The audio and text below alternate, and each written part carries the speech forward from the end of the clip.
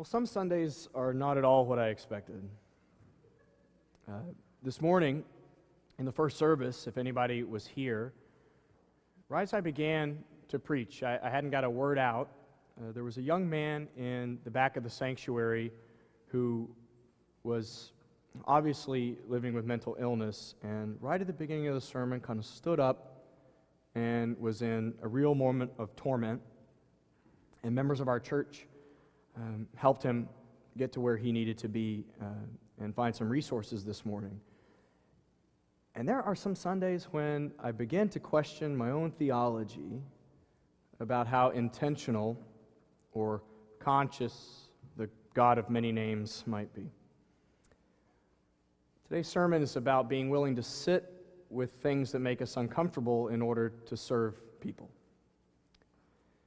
And the reason why the story that Beth read to us this morning stood out for me so much is it's because it's about a guy who ends up finding his soul, the thing that connects him to the core of who he is because he's uncomfortable. He's a man that's worked on all sides of the aisles on many issues, but who in the climate change world, as the governmental officer for the National Association of Evangelicals, had found himself on the other side of the aisle from people who affirm the realities of climate change. And when he begins to believe in that science and work toward it, he is uncomfortable. Rightly so. How else are you supposed to feel if you come to believe that the earth is dying and you've helped kill it? Feeling uncomfortable is an appropriate response. But I read that story and kept wondering, at what point is he going to walk away from his discomfort and allow himself some reprieve?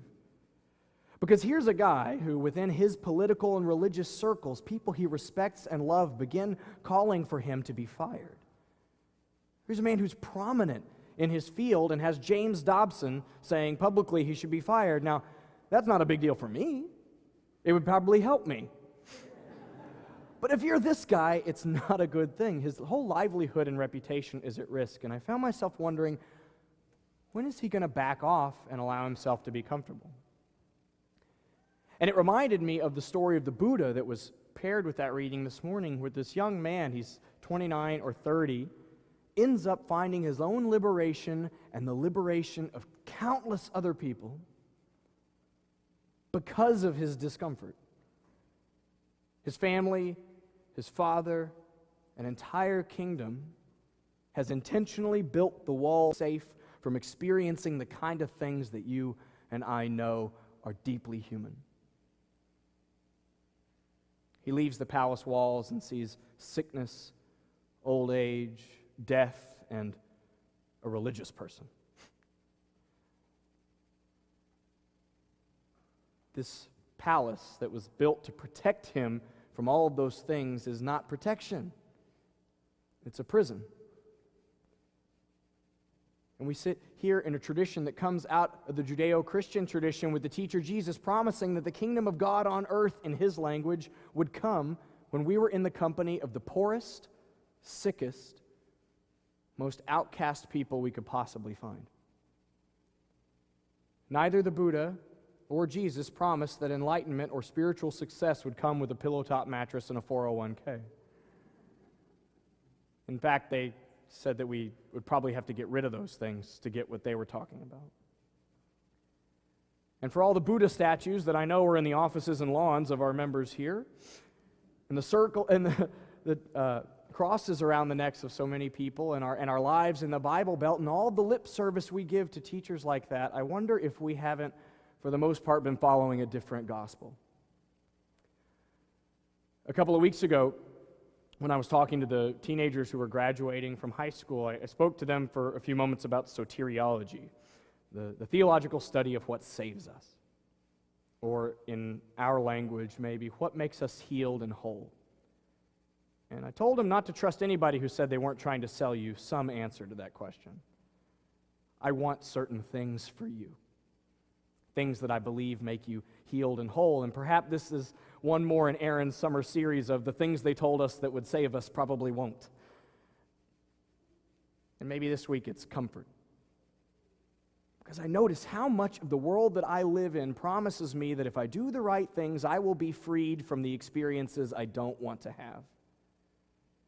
If I'm successful enough and resourced enough, I will not have to interact with people that I do not want to see. I will live in a house that is clean and big and secure enough and a long way from a neighborhood where poor people live. I will have people in my life who have resources who can help me not be sick or experience all the many things that I simply don't want to experience or think about.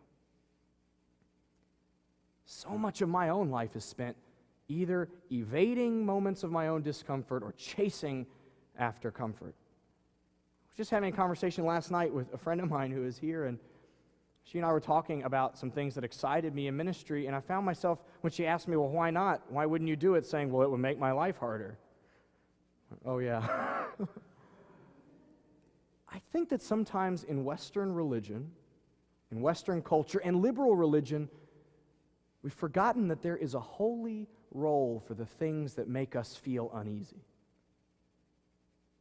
What are we supposed to feel when Andrew tells us that there's a kid in Dallas chewing on a milk cap because she's too hungry? Sociologists that I was reading this week said shame is not something that all of us want to feel all the time, but there are people who live without shame. They're called sociopaths.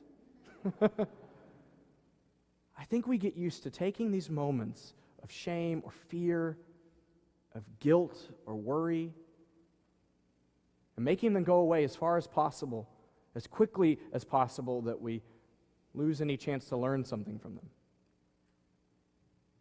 For me, I stay in the habit of being busy enough that I really half the time don't know what I'm feeling at all. Except that it feels good and worthy to be so busy that I don't know what I'm feeling. Maybe it's that extra glass of wine or drink at the end of the night to take the edge off, or turning off the commercial that shows me the realities of poverty in my nation or city, or that one with Sarah McLachlan singing with the dogs. Or turning the TV up, or taking a walk, or literally crossing the street, or averting my eyes, or my favorite, the one I'm really good at, feeling uncomfortable and then immediately projecting the cause of that discomfort onto somebody else. They did this to me.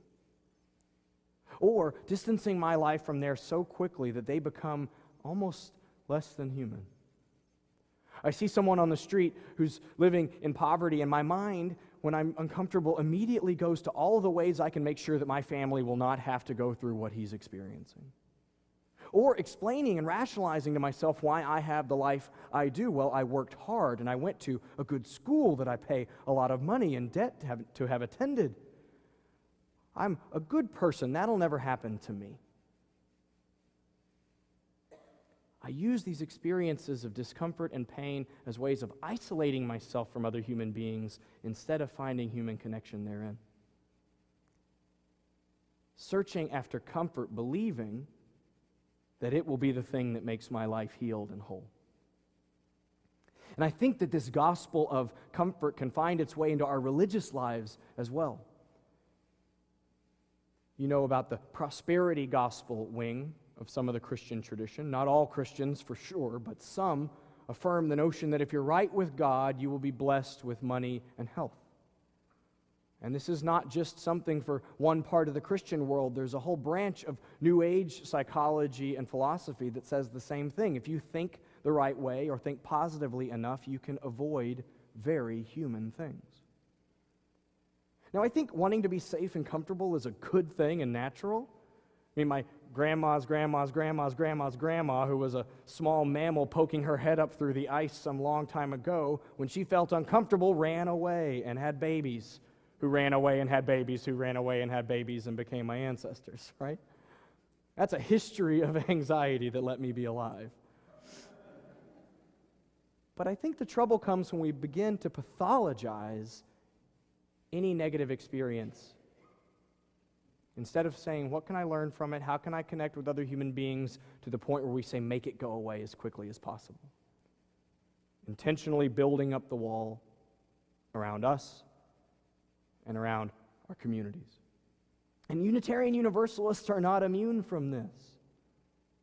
I think there are things we have to watch out for as we approach our religious lives. The Buddha found his enlightenment outside of the palace walls, and where do we worship? A sanctuary. A sanctuary designed by its architects to be a clearing in the forest. A clearing in the forest is a good thing on a journey. But if you set up camp there, you're going to be isolated from other human beings. We have to be very careful in Unitarian Universalism from seeing our religion primarily as one of escape from the big bad world outside these walls. Because if it is, then the implicit message is that our religion and this Sunday experience exists so that we can remain separated from the most people possible. I cannot promise you with any integrity that this will be the place where you'll never feel uncomfortable again. I hope it's not. And I cannot promise you with any integrity that this place exists only as protection from the outside world. I hope that this community is a safe place where you feel equipped to learn to love and serve the world. But I think that we've forgotten at times that the parts of ourselves that we often run from are precisely what lead us to possibilities with connection of other human beings. Tracy McShann, our director of congregational life, told me a story this week about her friend Jessica, who's a member of a Christian community in Austin, one that's pretty active in its engagement and service with the poor. She posted on Facebook this week that she had had a phone conversation at her house. Somebody called her, who she initially thought was a telemarketer, but she found out the guy was trying to scam her out of money. He called, he said he was from Microsoft, that her computer had been infected with malware, and he just needed a little of her information to get things fixed. Well, she said that her initial reaction was to be so angry and annoyed that all she wanted to do was end that experience and hang up the phone. But she sat with it for just a moment, and she realized that his accent made it likely that he was either a non-native English speaker or living in another country. And she thought that likely he was doing this because it was the only job that was available to him to feed his family.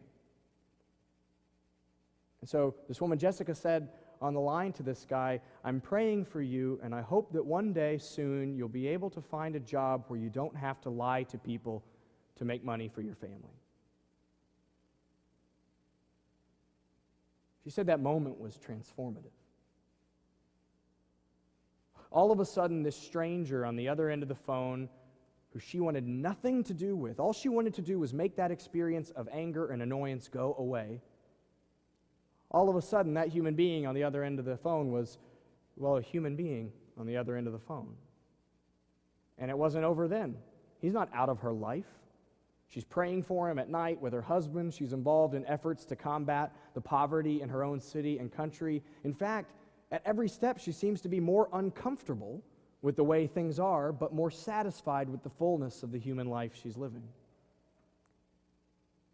I do think that we can build up very good walls around us and be comfortable and safe, but I don't think that means we'll be whole.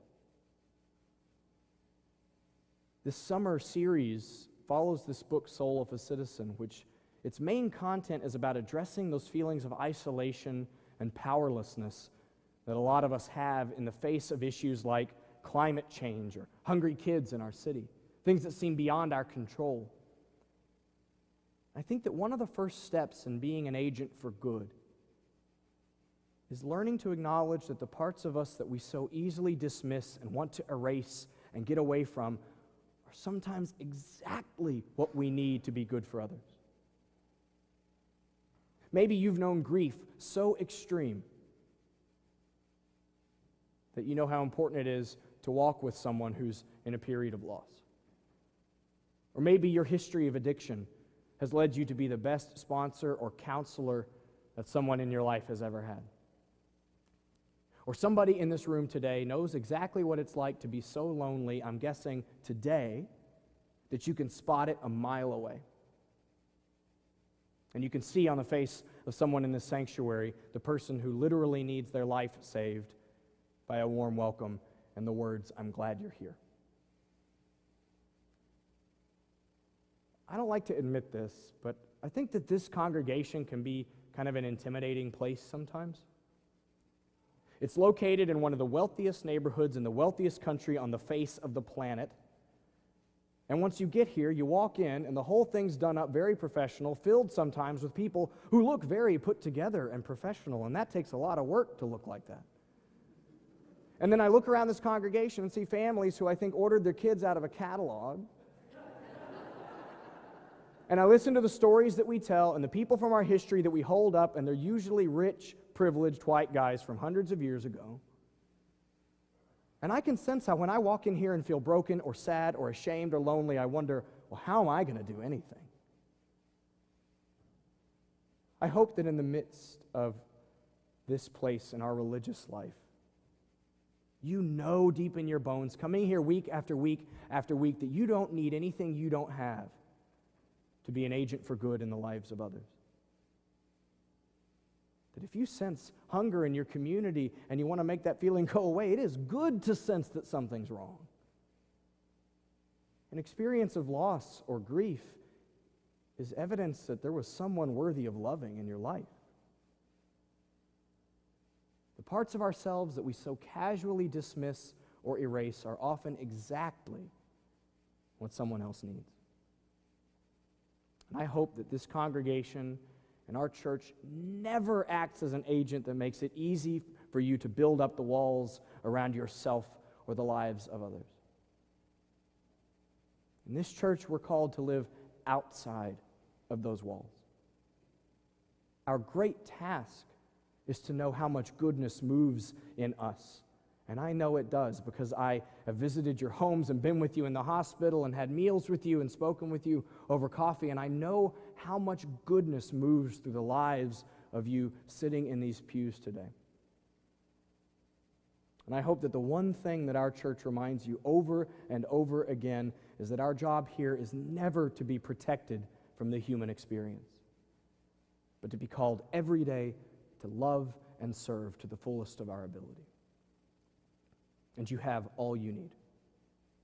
And so many blessings upon you and all you do today and this week. And amen.